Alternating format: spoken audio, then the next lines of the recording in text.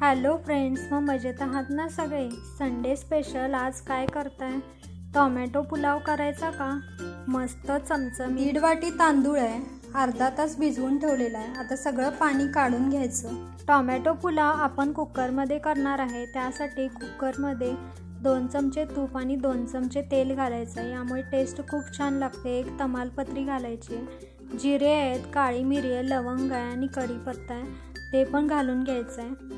आपण बिगर कांदा लसूण बनवतोय ना. 2 मिनटं खडे मसाले भाजून घ्यायचे आणि 4 टमाटे, लाल टमाटे चिरून घेतलेले आहेत मोठे मोठेच. आता टमाटे घातल्यावर तर तुम्हाला माहीतच आहे, आपण मीठ घालतो म्हणजे टमाटे लवकर सॉफ्ट होतात.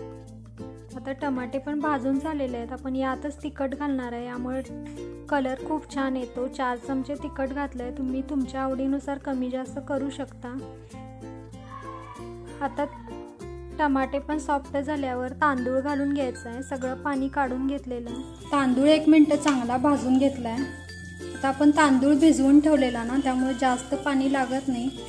1.5 वाटीला 2च वाटी पाणी घालायचं आहे. सगळं चांगलं मिक्स करून घेऊया.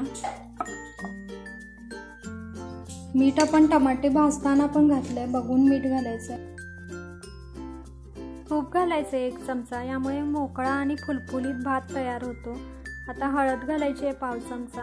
आपण कोणतेच मसाले घातले नाहीत म्हणून अर्धा चमचा जिऱ्याचं कूट आहे आणि अर्धा चमचा धन्याचं कूट आहे, ते पण घालून चांगलं मिक्स करून घ्यायचं आहे. कारण आपण कांदा लसूण वापरलेला नाही आहे ना, त्यामुळे मसाला कोणताच दुसरा घातलेला नाही आहे.